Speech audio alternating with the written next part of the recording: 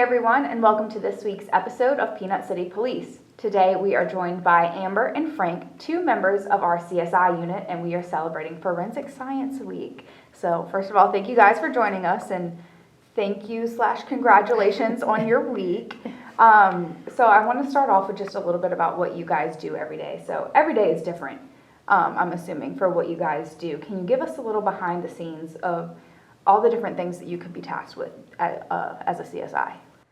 Yeah, starting with a loaded question, there are a lot of different things that we could get tasked with. I think the first thing that everybody thinks about with CSI is actually getting called out to a crime scene.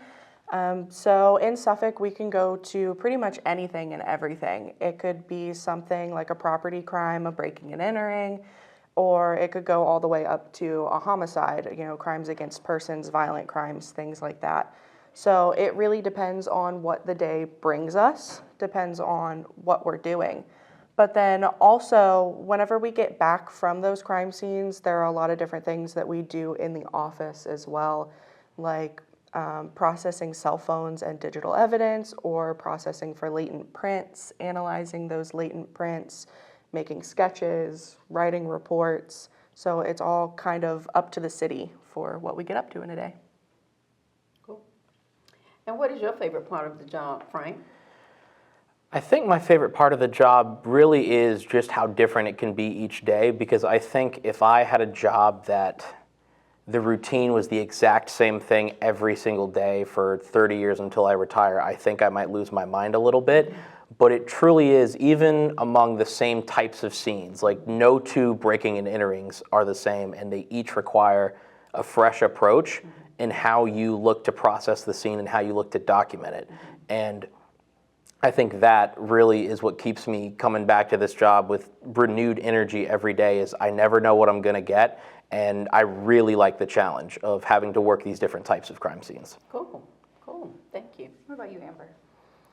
Yeah, I agree. I've always said that I could never be a lab person because they do the same thing every single day. But I also like that we might not be on the front end dealing with victims and helping them, but we are still helping in a way. So, as forensic scientists, we get to find objective truth in what happened in a crime scene with evidence, and we get to be the voice for people that might not have one anymore. That's great. Thank you. And a little behind the scenes here. So Joan and I share a wall with you guys in CSI. I'm sorry. And we get to hear you guys kind of just laughing and just the camaraderie that you guys have as a unit. So can you talk a little bit about that and maybe how that helps? I mean, you go to crime scenes almost every day, so kind of how you can come back and have people that support you. Yeah, I mean, it definitely helps a lot whenever so much of your job is dealing with very heavy things and things that might affect you mentally. It really helps to come back to an office where it feels like everyone in there is your friend. And, I'm not afraid to talk to any of the people in my office about the things that I've seen or if they've affected me, because they've seen the same things. They've been affected by the same things. We're all very close, we're all friends, and as you guys hear, we laugh a lot back there, we tell a lot of jokes, there is kind of like a sibling dynamic a lot, we pick on each other, we make fun of each other, but it's all very good and lighthearted. That's cool. Good, that's good to keep it upbeat like that. And if I could add to that as well, I know us specifically, us two, we've been on the same shift for most of my time here since November of 22, and because of that, we specifically have developed, I think, a great relationship that a lot of that laughing you might hear is us picking on each other. It's very true. And it really helps with some of those tougher scenes to be able to come back and crack jokes about something in a way that just to give you some kind of brevity from the day, Sure. Okay, and you all mentioned the CSI effect a lot, how TV might skew the reality of what you do. What's something that you wish to tell people that they may not know about being a forensic technician? I think we've all said it in our CSI 60s as the week has gone on. We found that we have very similar answers, but it really is because I think we're kind of unified around this idea that TV really has skewed the speed at which the job can be done if you're going to do it right. I know a lot of times I've gone to B&Es and recovered stolens and had questions from victims, understandably asking how long this is going to take because they need to get into their job, they need to get back and clean up their house, be able to get their kids in at night. And the answer I tell them is, I promise you I'm working as efficiently as I can, but these things take time. And I think if there's one thing I could communicate, it's that it will take time, but I can promise you that when I'm on your crime scene, it's going to be done right. And the best effort is going to be given to try to get as much evidence as possible. Thank you. And I'll add on to that with it taking time. It's not only on scene, it's behind the scenes as well. So things like waiting for fingerprint comparisons or DNA results or anything like that, that takes time as well.